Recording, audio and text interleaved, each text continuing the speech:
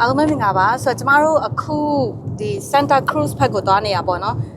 သွားတာက San Jose ကနေပြီးတော့သွားနေရပါဆိုတော့ driving hour ကတနာရီလို့ပြောတယ်ဟိုဘက်မှာဆိုရင်အရန်လှတဲ့ကမ်းရိုးတန်းကအရန်လှတယ်လို့သိရတယ်ပေါ့နော်ဆိုတော့ကျမတို့အဲ့ကိုသွားမှာဖြစ်ပါတယ်ရှင်ဆိုတော့အတူတူလိုက်ခဲ့ပါဆိုတော့အဲ့တဝိုက်မှာတွေ့ရတာတွေကိုခဏနေပြမယ်နော်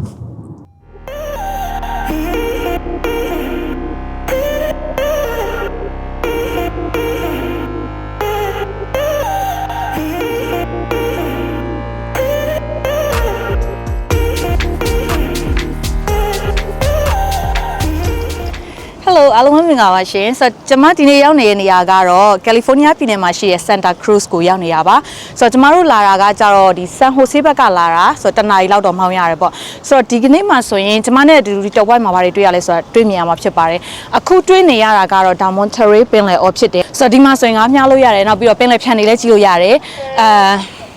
တကယ်ကိုလှပတဲ့ရှူကင်းတွေကိုတွေ့မြင်နေရတာဖြစ်ပါတယ်ဆိုတော့ကျမနဲ့တူလိုက်ခင်နော်ဆိုတော့ဘာတွေဆက်ပြီးတော့ဒီတဝိုက်မှာတွေ့ရမလဲဆိုတာဆိုတော့ဒါရ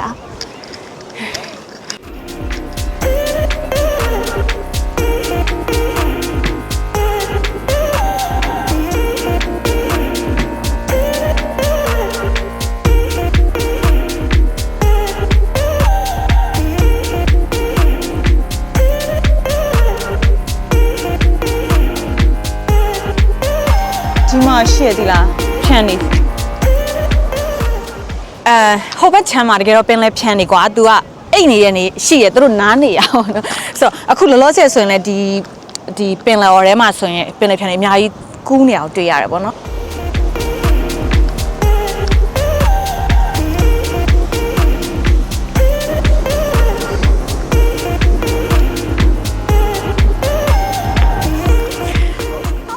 ဒီနေ့ရကွာကြားရနော်ပိတ်ရမဟုတ်ဘူးဒါမဲ့လည်းအဲ့လိုလာပြီးလဲပတ်တဲ့သူတွေအများကြီးရှိတာကိုတွေ့ရတယ်ဆိုတော့အခုကျမတို့ဒီဘက်နောက်မှာတွေ့နေရတာဆိုရင်ဒါကဒီ Santa Cruz ကန်ယိုရန်ပေါ့နော်ဆိုတော့ကန်ယိုတန်းတက်လျှောက်ရှိရပြီးတော့ဒီမှာသူကအများကြီးတကယ်အပန်းဖြစ်နေရတယ်လည်းအများကြီးရှိရဆိုတော့အခုကျမနဲ့အတူတူတစ်ဖက်တစ်ချက်မှာဆိုရင်စီးလိုင်းရုံးတွေရှိရဆိုတော့သွားကြည့်ကြမယ်နော်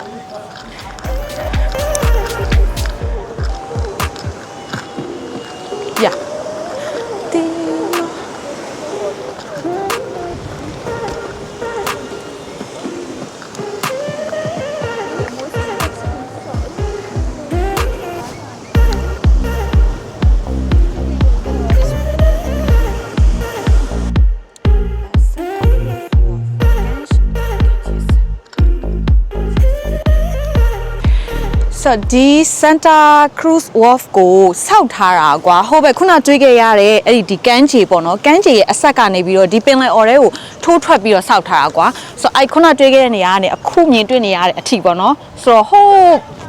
အဝေးထိသွားလို့ရတယ်ကွာပြီးတော့ဒီအပေါ်မှာဆိုရင်စားတောက်ဆိုင်တွေရှိတယ်ပြီးတော့တော်တော်လေးနေရာကျယ်ပြန့်တာဖြစ်တဲ့အတွက်အေးအေးဆေးဆေးလဲနားနေလို့ရတယ်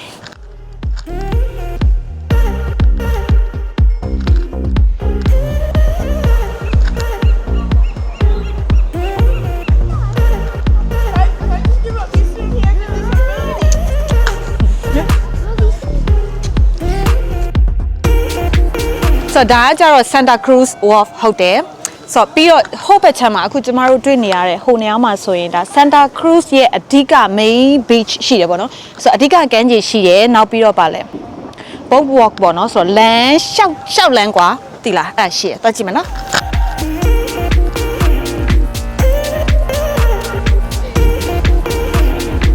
ငါးများနေကြတာ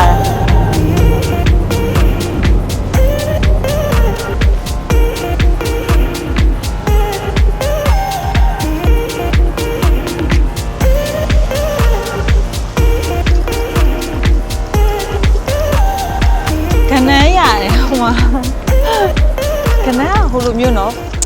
မြားတာမဟုတ်ပိုက်ကောနဲ့ It's nice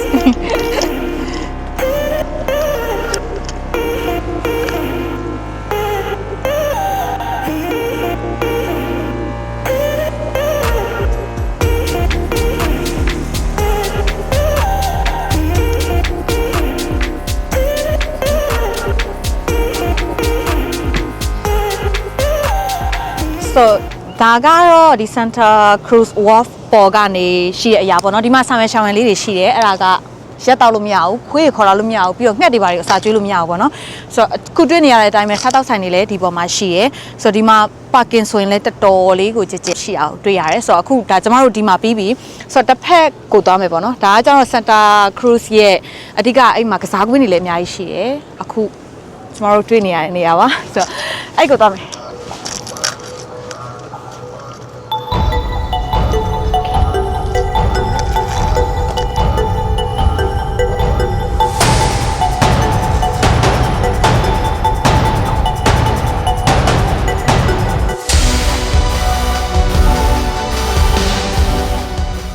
အခုကကျတော့ Santa Cruz ရဲ့ဒီ boat walk ကိုရောက်နေရပါတော့ဆိုတော့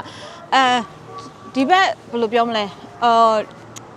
Las Vegas အသေးစားလေးလို့ပြောရမလားဆိုတော့ဒီမှာကာစီနိုရုံလေးလည်းရှိတယ်တွားကြည့်မယ်နော်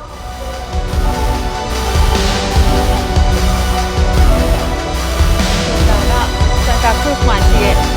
ကာစီနို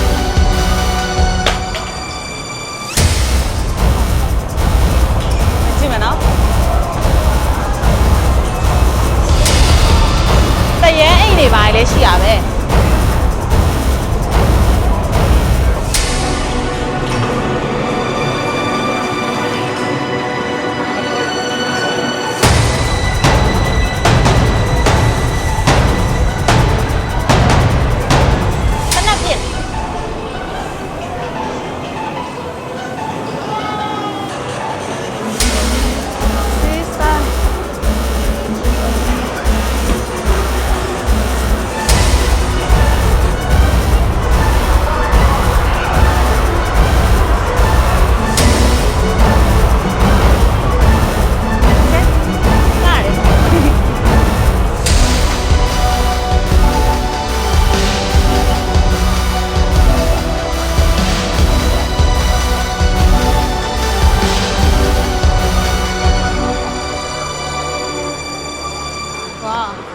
ဒီဟာလေခုနကာစီနိုတဲကနေဝင်လာပြီးတော့ဒါကျမတို့ဒီ Santa Cruz ဒီ Bay ပေါ့နော်ဒီပင်လယ်အော် Bay က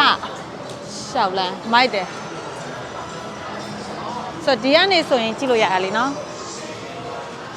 ခုနတော့ခဲ့ Santa Cruz Wharf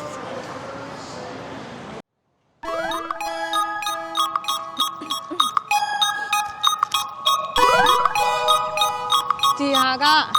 Santa Cruz main ဒီတဲ့12နာရီထိနော်ဖွင့်တာဆိုတော့ဒါလည်းဆောင်းရံရှောင်းရံနေအဓိကရေကူးတာတွေဘာတွေမရဘူးပဲရေကူးလို့မရဘူးရေကူးလို့မရမဟုတ်ဘူး no diving မီးပုံတွေဘာတွေကွာဆိုပုံမှန်ဆိုရင်ကမ်းခြေတွေမှာအဲ့လိုမီးပုံလေးတွေဖွဲ့ပြီးတော့အဲ့လို enjoy လုပ်ကြရလေနော်ဆိုတော့လုပ်လို့မရဘူးတဲ့ဆိုတော့ဒါကတော့ဒီမှာသူတို့ပြထားတဲ့ဆောင်းရံရှောင်းရံလေးတွေပါဝါဟိုက်တယ်လုံးဝပင်လယ်အော်ရဲ့အဆုံးစမဲ့ပင်လယ်အော်မြင်နေရတယ်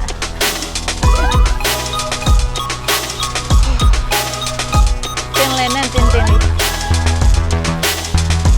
ဒါခုနကတော့ကျမတို့သွားခဲ့တဲ့ Santa Cruz Walk ဟုတ်တယ်ဒီဘက်တစ်ချမ်းနေပြန်မြင်နေရတာပေါ့နော်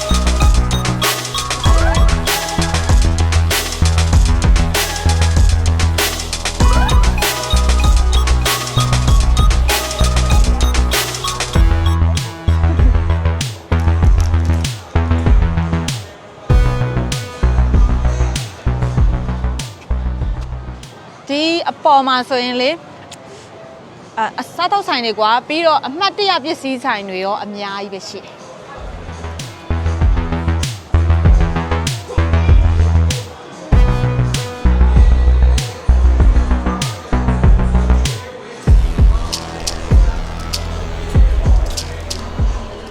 ဒီနေ့ကလေတောက်ကြနေဆိုလူအားကြောင့်လေလူတော်တော်များနေတယ်ဒါပေမဲ့အများကြီးပဲကွာမိသားစုလိုက်တွေရောအဲ့လိုမျိုးအပေါင်းအသင်းတွေနဲ့လာပြီးတော့လက်ပတ်ကြတယ်အဲ့ရ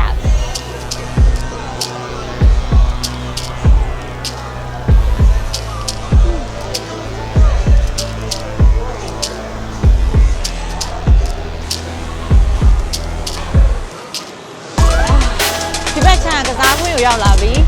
roller coaster တွေရောကလေးကစားကွင်းတွေပေါ့နော်အဓိကကလေးတွေကစားတာပင်လေတမြ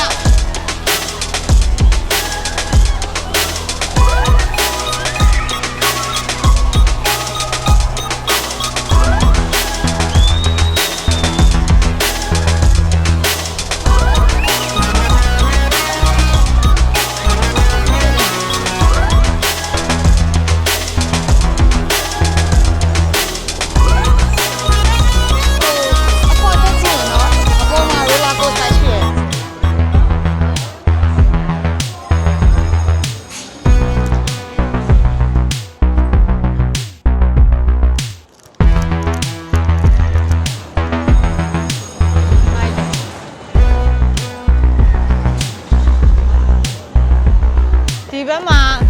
roller coaster ဟိုဘက်ချမ်းကပင်လေအော်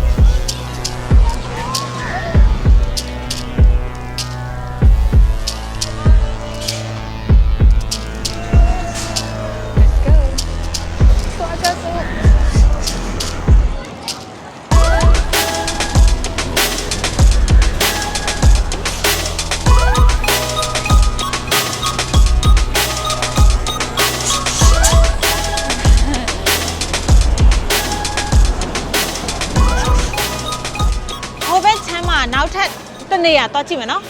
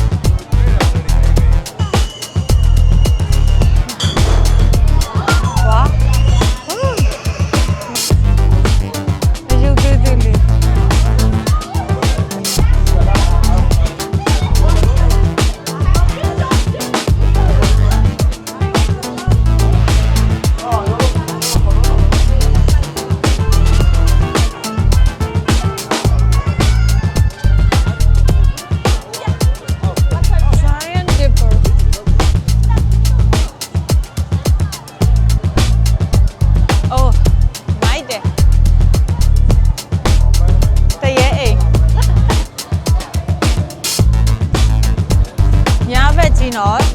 တရဲအိမ်ဝင်ဖို့အတွက်တန်းစီဆောင်နေသေးတယ်အများကြီးပဲ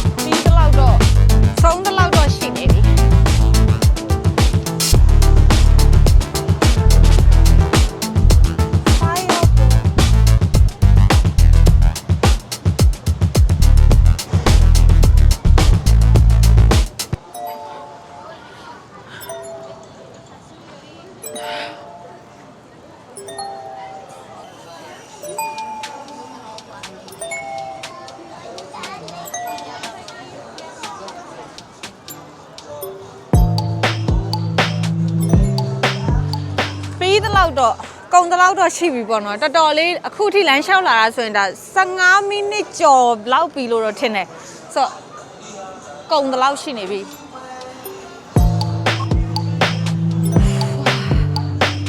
မိုက်လိုက်တာ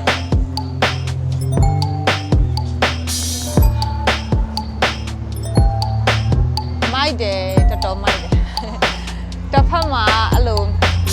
အပန်းဖြေလို့ရစိတ်ကောလူရောအပန်းဖြေလို့ရတယ်လေနော်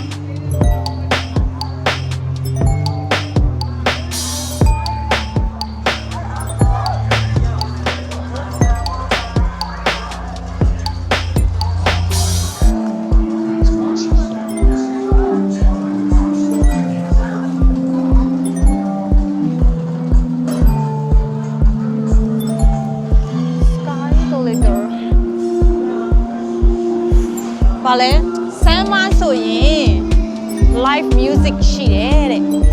ဆိုဒီဟာပါလဲအော်အခုမှနေပြီးတော့ခုမှထုံတာနော်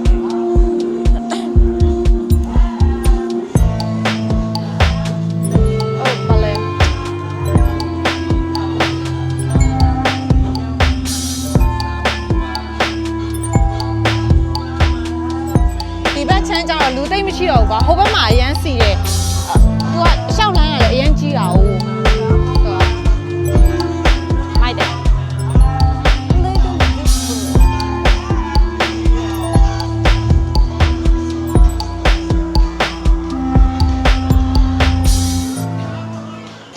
ဆိုအခုကြည့်ရှုခဲ့ရတာကတော့ဒါ Santa Cruz မှာရှိတဲ့ boardwalk ရဲ့နောက်ပြီးတော့ Santa Cruz Wharf ပေါ့နော်အဲ့ဒီတစ်လျှောက်မှာတွေ့ရတာတွေကိုကြည့်ရှုခဲ့ရတာဖြစ်ပါတယ်ဆိုရှင်ဆိုဒီနေ့ဗီဒီယိုလေးကတော့ဒီလောက်ပါပဲတကယ်ကိုမတူညီတဲ့ rata တွေရရှိတဲ့နေရာလေးတစ်ခုဆိုပြီးတော့ပြောလို့ရတဲ့နေရာလေးပါဆိုတော့နောက်ထပ်ဗီဒီယိုတွေမှာပြန်တွေ့ပါမယ်ရှင်တတား